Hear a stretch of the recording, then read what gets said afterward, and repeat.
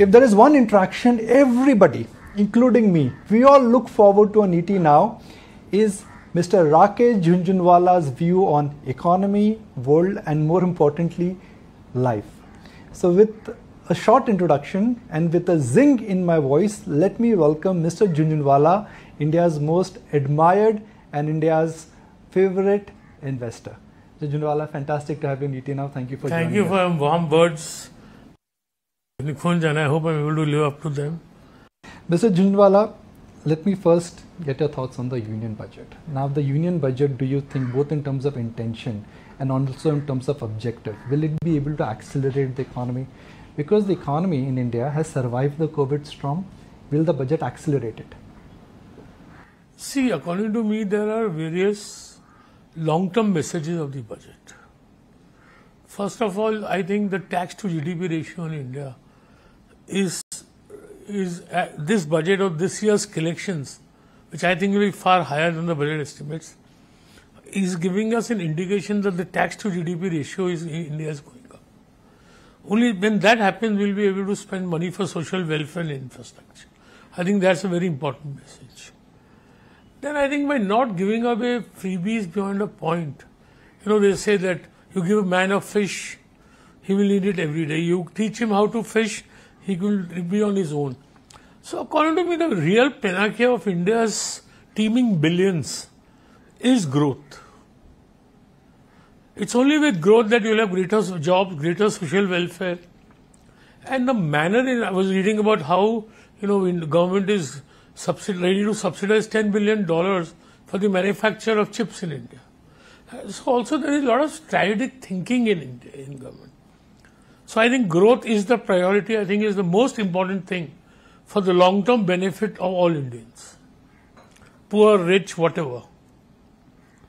Second thing I feel is, everybody is emphasizing the jobs that will be created by the kind of investment that is being proposed in infrastructure.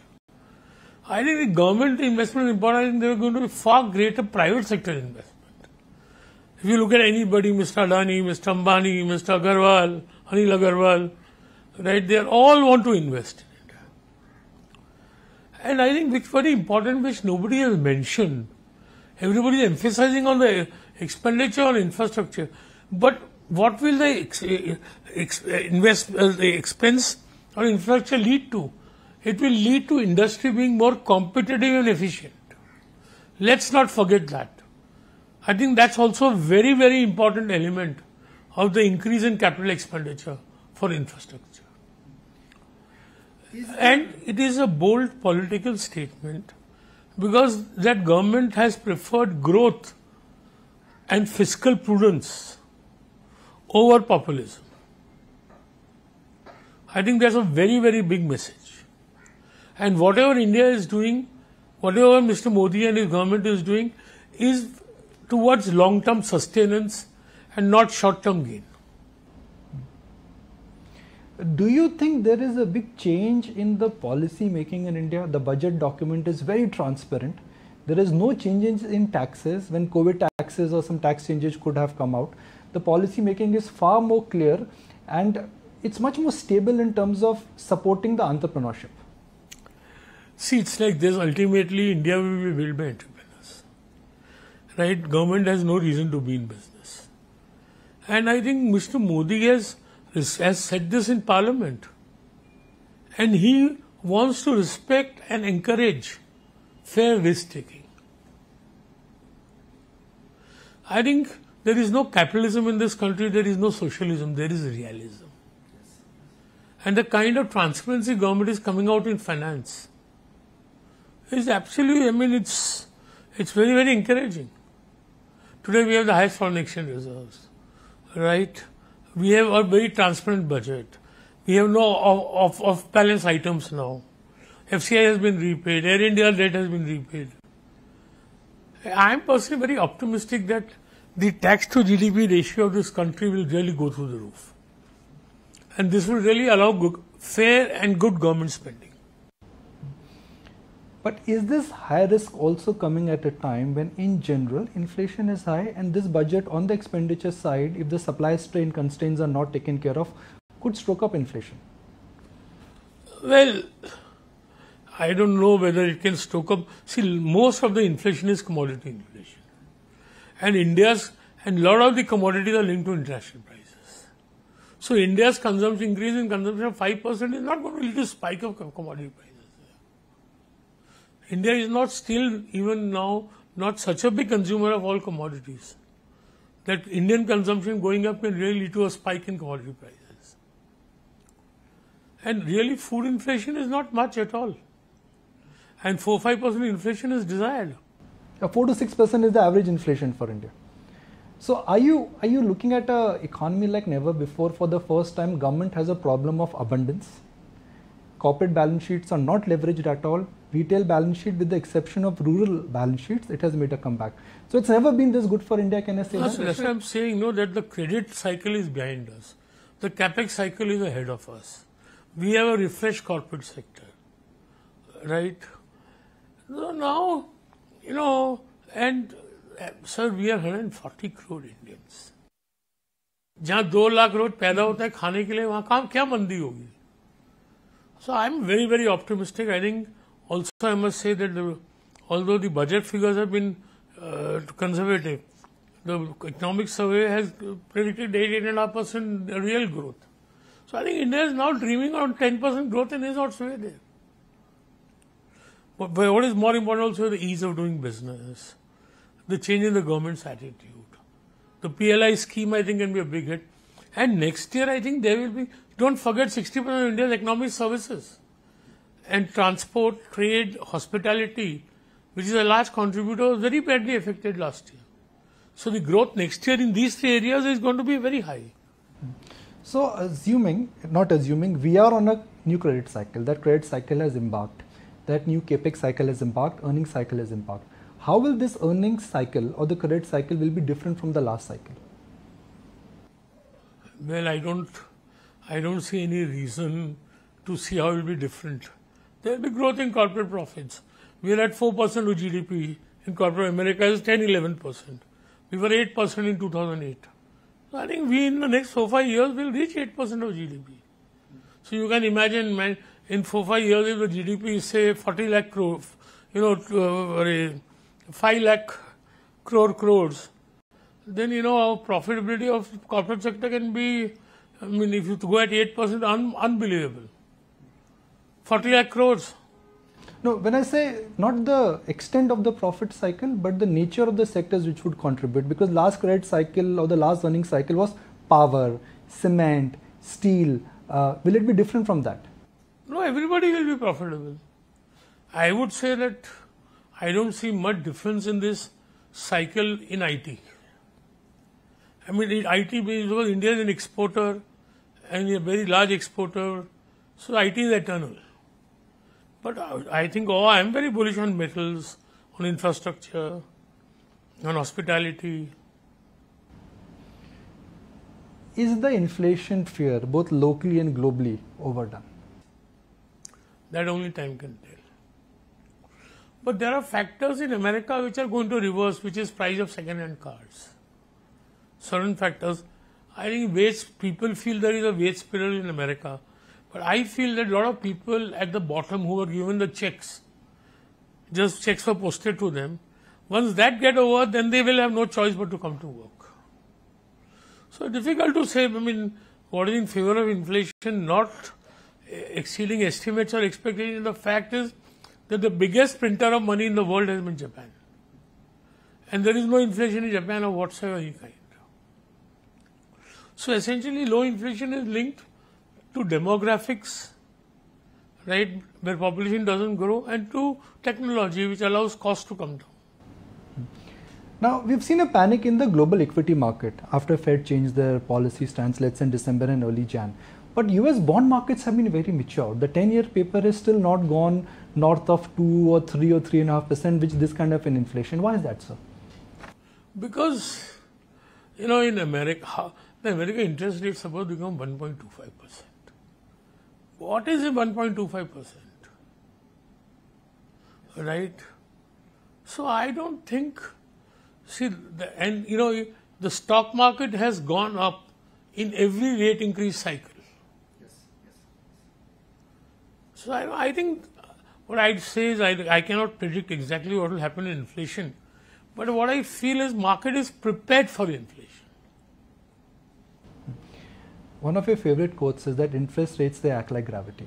Now we can debate whether it's going to be 3 hikes or 4 hikes, but globally and locally also we will come out of a patch of unusual low interest rates. That is over for sure. When will the law of gravity of higher interest rates start affecting asset classes? Well, see, when there are boom periods and I don't know about America, but India, the space it is in, I don't think any increase of interest rates of 100, 200 basis point is going to affect corporate investment, or where it could affect is in consumption of houses. Because you can't have the 10-year at 6.8 and the home loan at 6.5. I don't think any other sectors are going to be so badly affected. At the start of the year, there were 2 events which everybody wanted to look forward to. One was the Fed and second was budget. Both the event risks are behind us. What is the next big thing for rest of the year market should look forward to? I think the end of COVID. I think that's the most important thing. And continuation of the disinvestment of the government. From a market standpoint, is COVID and COVID adjustment is history now? Have markets moved on? No, that nobody can predict. See, we have only a 2-3 month period where we don't see any new variants and this becomes like a common cold. Then I think we'll move ahead. But more and more the attitude of government is to allow normal activity. Or who suffers, it's a small, it's like a cold, any other cold. Only thing it is very, very infective. I asked you this question last Feb. I'll go back to that question again. It was a question based on the Mumbai train journey from Churchgate to Kandivali. If the bull market starts at Churchgate, goes to Kandivali. Last March you told me the bull market has reached only Churni Road. Has the bull market reached further? Maybe from the start of the Churni Road station to its end. Okay, so still a long, long way to go. Would you be surprised that in this bull market, Nifty goes below 15,000? Well, anything can happen. And the Nifty goes to 15,000, that's not the reversal of the bull market. But I think it's highly unlikely. The selling what we've seen, it's not a selling, it's a meltdown in global technology stocks. Was that overdue? Is that over? It was not a meltdown in global technology stocks. Internet stocks. It was a meltdown in bullshit valued stocks. And all the SPACs and the dreams, where he was not selling earnings, but he was selling dreams. I think it's a very healthy correction. Has realization dawned on investors that ultimately it's about buying companies with cash flows and don't buy dreams but buy reality? Why we have to teach them whether they dawn or not? See, it is history.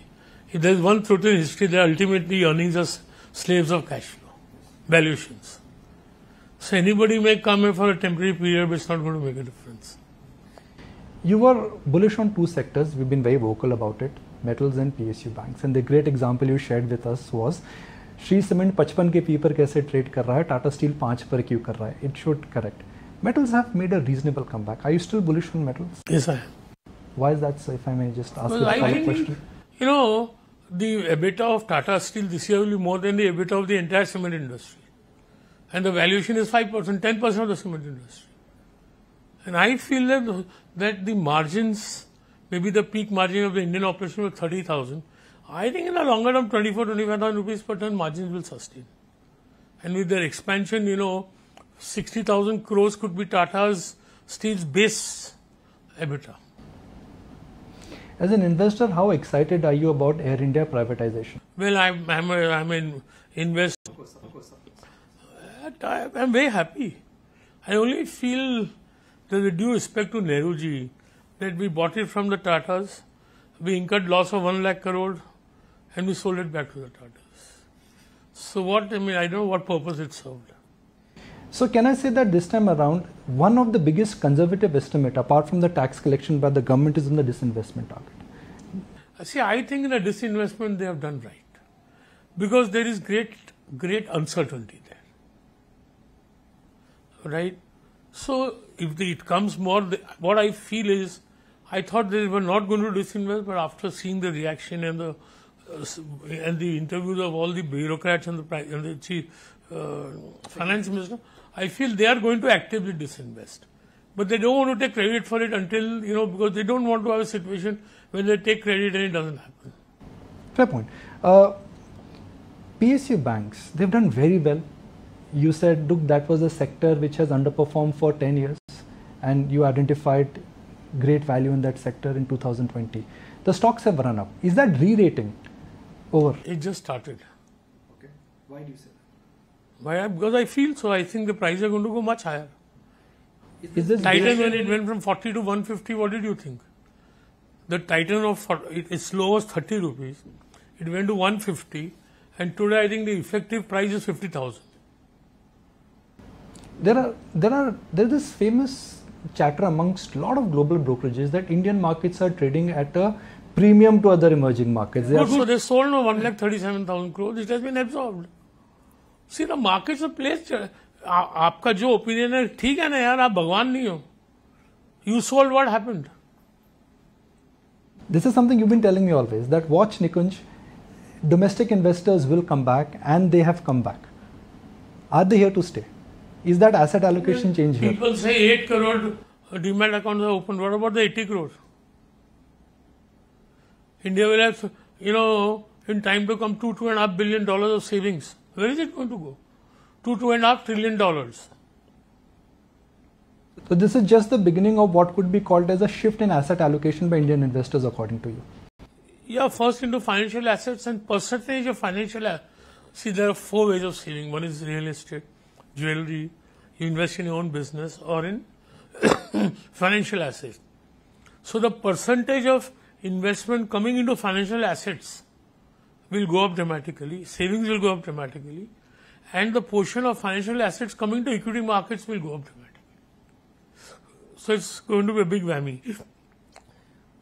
The premium what Indian markets are commanding, sir, we are trading at a premium to other markets. Is that justified? But we were always trading at a premium. Japan at the bottom also had a higher P than America. So we are always trading at a premium. And there's reason to believe it will only stay like this because of earnings, corporate governance, government policy. The day people start having growth of the Indian economy, and we reach corporate profits say of 8% of GDP, at that time they will contract. Rakesh Jhunjhunwala at the beginning of the COVID said, I'm a very happy investor in Tata group of companies. And some of those companies have seen remarkable turnaround, whether it is Tata Motors, whether it is Tata Consumer, even Tata Communication. Is that one time depressed re-rating behind Tata group of companies? I cannot answer that question. Whether it's behind us or ahead of us, I'm very bullish on the prices still. I still think there's a long journey. Tatas are trying something very interesting, which is that they are going very big in the EV chain, through Tata Motors, through Tata Power, through Tata Chemicals. Are you excited about that EV space, what's happening and what Tatas are trying to do? Well, I'm very excited about the vehicle space. I think they will become the biggest player in India and also in the developing world of electrical vehicles. Last time you shared with our viewers... No, nobody can... Where in the world can you get an electric car for $10,000? So last time when we met, you said, look, Tata Motors, with the disclosure that you have invested in it, is at a verge of a transformational change. Which is the next Tata company at the verge of transformation? I am searching. When I find one, I'll call you. But in general, your thesis about at the moment, I have not any. No, I'm not asking you for any. But I have not seen any company here which is good. No, the thesis of why you liked Tata group of stocks, because you said Chandra is cash flow oriented, he understands technology, he understands skill, and he talks about size. And he's a sensible risk taker. An aggressive but sensible risk taker. So your thesis and your belief as the Tata group and what Chandra is doing, that belief is in. Absolutely. You mentioned about PSU banks, but in last 1 year, private banks have also not participated. HDFC That's Bank. exactly my call.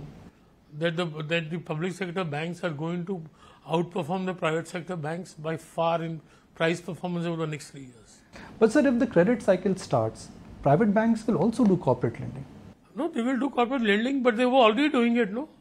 And their cost income ratios are low. Their debts, their NPS were low. So you have seen the best of the private sector. And what is the difference of valuation? After doubling, the market cap of Canara Bank is 45,000 crores.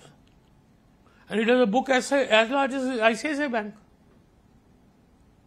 So I'm not saying the banks, or the other banks will not outperform. I think the PSU banks will outperform. Fair point. 3 of your private companies have gone public in last 2 years. Yeah. Nazara, Metro, Star. Yeah. Where do you see more value as an investor? Private space or public space? Well, I have no... See, the only rule I have is there are no rules. So, therefore, we examine situation, company by company, situation by situation. We don't, reserve our mind कि public है, private है. एक मैं quote निकालता हूँ. ये last March की quote है. Rakesh Jhunjhunwala said that I'm very excited, and if you give me 5,000 crore, I can shop in a week. So if somebody gives you 5,000 crore, so you right now are saying that you can see enough opportunity in the market. Yeah, if I have money, I can see a lot of opportunity. So you're fully invested, I can assume that. Yeah, I'm in debt. Mr. Jhunjhunwala, there's one quote of yours which you've always expressed on various forums, which is that I have made my money by trading, but an average investor should not trade. And it goes on to say like this, that daddy कहते थे whiskey मत पियो पर खुद पीते थे. Why is that? Why should one not trade? Because there is empirical evidence that if 100 come to trade, 99 lose money. But trading is very exciting, so people want to do it. If you have to divide the market into, let's say, 2 or 3 parts, that's what you always do. India has a market cap of $3 trillion. How much of the market, to your mind, is overpriced? How much of your market is underpriced? See, I am looking at my stocks, right? Why should I? Titan has been overpriced for all its life here. If I had done all this theory and overpriced and underpriced, I would have sold Titan at a value of 2,500. Today it's 50,000. Why does that happen? Why do stocks sustain such high P multiples? Because there is corporate governance, there is growth prospects, there is transparency, there is cash flow, there is market leadership. There are 2 types of expensive stocks. One, like you said, companies which were made on imagination and valuations. And second are companies like Titan or an Asian Paints or, for that matter, Pidilite. These are great companies, but they are expensive. What is the future for the latter, which is good companies, but P multiples are out of whack? Well, the P multiples may correct, so you may have discounted next 2 years' earnings. But what after that? I can tell you one thing, I have sold 5 crore shares of Titan. And whenever I have sold, the price has gone up. In 2010, I'm going to take the clock back 10 years. And we were at Oberoi at an event, and you said, if Titan does not become $1 billion investment for me, I will take that investment to my grave. Would you like to extend that list now with some more names? Kiska, I don't know. I don't think I have any other. Maybe I have in Star Health. So I have 2 investments which are individually $1 billion. Of course, Titan I think is 1.75 billion. This and Star Health. Is the worst behind the health insurance sector now because of that COVID accounting? Hopefully. This is an amazing sector, sir, isn't it? Because the need of a health insurance has increased and numbers are not there. But ultimately, if the claim ratios don't come down, you'll have to increase the premiums. You're reasonably confident that healthcare health insurance will be stay. One is, of course, the COVID. Second is there is aggressive increase in hospital costs. There is an inflation of 40 to 50% in hospitals in the last 2 years. And this is not going to go away. But you own hospital stocks and you own healthcare stocks. As in, when I say healthcare stocks, Star Health. So can they both coexist? Because one has to lose for other to gain. No, that's not necessarily. Both can gain. Both can gain. Somewhere are you disappointed as an investor about pharma? I am not disappointed. I did not choose the right companies. So I'm disappointed with my judgment rather than about why should I blame anybody. But something keeps on periodically going wrong for the farmer. Sometimes it is pricing power, sometimes it is US FDA. There are multiple challenges. What all of us thought, let's say a couple of years ago, that farmer will go the IT way, the bent of the curve has been very different. Yeah, it has been different. The US generic market has not been very healthy, partly because of the COVID. Everybody is talking about the risk which is associated if there is a crypto meltdown. Could that impact other asset classes in a risk-off environment? Yeah, it could, but see, there the class of investors investing in equity and crypto are totally different. And once crypto, I think crypto will collapse one day. Where will they invest then? But you don't see an impact of crypto meltdown impacting other assets. It's not become that large that leverage could backfire. Rakesh Jhunjhunwala is a very quick decision maker. Some of our common friends tell me that you take a decision to invest millions in 10 minutes. You don't take hours, you take minutes. How does it work? You got to catch the vital points. And second thing, remember I don't want analysis paralysis. You're investing in a future which is uncertain. You cannot predict it beyond a point. Some of our common friends are telling me that Rakesh Jhunjhunwala has decided to go easy on trading. Are the rumors right? That Rakesh Jhunjhunwala wants to go easy on trading. He does not want to trade as aggressively as he did, let's say, a couple of years ago. I have felt that for the last 25 years. कि क्या करो अभी छोड़ दो trading में वो छुट्टी नहीं है. Once a trader, always a trader. Since you have technology investments, I'm sure you are abreast with the meta avatars which everybody is talking about, the meta world, right? Okay, meta world is you take an avatar. So if Rakesh Jhunjhunwala has to take a digital avatar, what digital avatar you would like to take in the meta world? Or maybe we can keep this question. Let me tell you. Okay, so we'll keep this question for next time. Last time when you met, or first time when we met Shraddha Kapoor in a Diwali interview, you said, I'm not sure about my daughter, I'm not sure about my elder son, but my younger son is definitely interested in markets and I'm teaching him. How are you teaching him? What are you teaching him? Formally, is only in the 8th standard, but he's very much interested. Can I go back with this broad message that now things are exactly as what you had shared with us? We are staring at India like never before. Absolutely. And people are not realizing it. I wish every Indian felt that way. But time is like, नास्तिक है उसको आस्तिक मत बनाओ, समय बना देगा. For an SIP investor, next 2-3 years, is there a probability and a possibility of a double-digit return? All that difficult to predict. Return will be more than that.